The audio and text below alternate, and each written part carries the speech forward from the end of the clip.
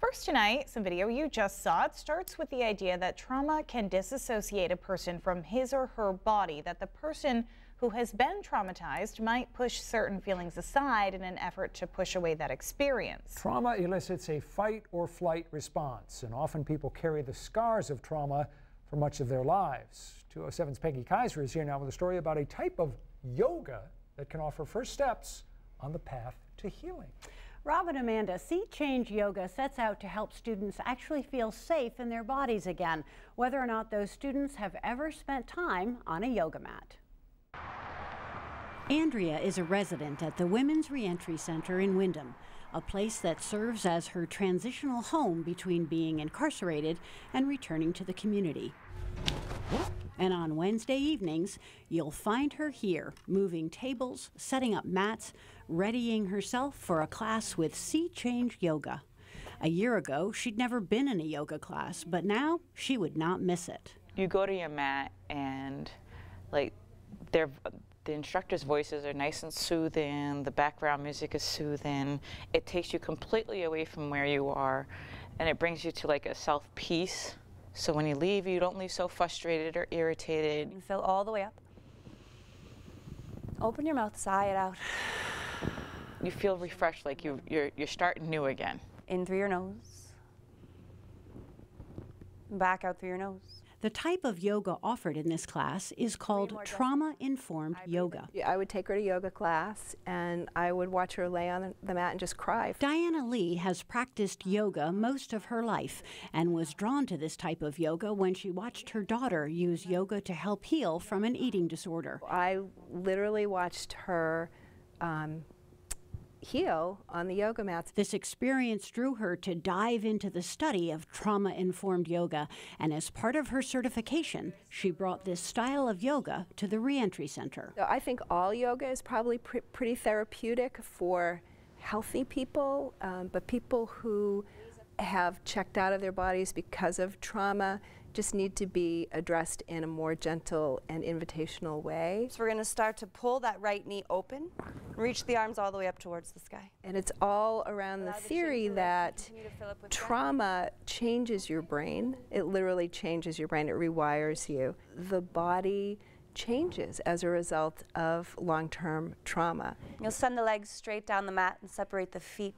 The term Sea Change suggests a profound or notable transformation, and Diana hopes this practice will begin to heal the students and help them to feel safe in their bodies again. But what we're bringing them is an opportunity to almost thaw out from their traumas. What we offer them are tools when they are challenged off their mats to breathe through uncomfortable feelings, to be able to even identify an uncomfortable feeling. It just lets them access that pause between reactivity and responsiveness. A little more. A little more. Keep going, keep going, keep going. And that gentle thawing happens each week in this class, a safe and sacred space, with instructor Erin Compton leading the group. As far as healing goes, we all tend to look for outside sources for healing. We call doctors, we take medicine. We tend to remove ourselves from our body in order to find healing. And we're going to take a supported Sphinx pose. I believe that we need to go inward in order to heal, and that's what yoga is. We have 24 brand new hours to live. What a precious gift. So we are offering a very safe place for our students to be able to get in touch with their reality so that they can start healing from the inside out. Arms reach forward and gaze over your front fingertips towards me, lift the chin. It is a safe space, it's non-judgmental, there's no expectation, it's sacred. The breath travels in through your nose and exhale back out through your nose.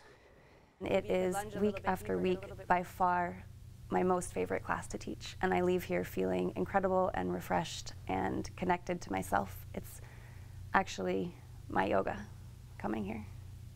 And Andrea, who is days away from returning home, would not miss her class. I am emotionally better, definitely. I've been going through, my own struggles. The nights that I go to the class, I go back to my room, and when I go to sleep, I actually sleep a lot better. My stress level is so much further down. My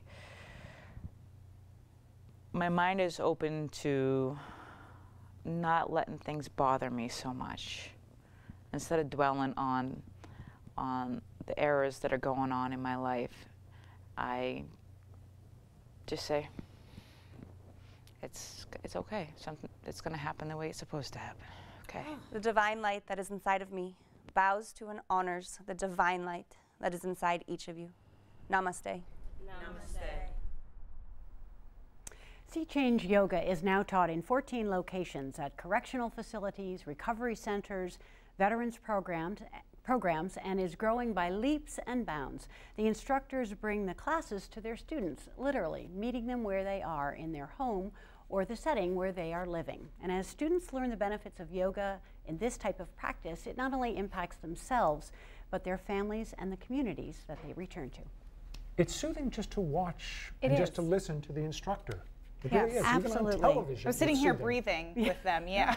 The class felt that way when we were there visiting, and all of it is very gentle. It's done in a very gentle and, as Diana said, invitational way.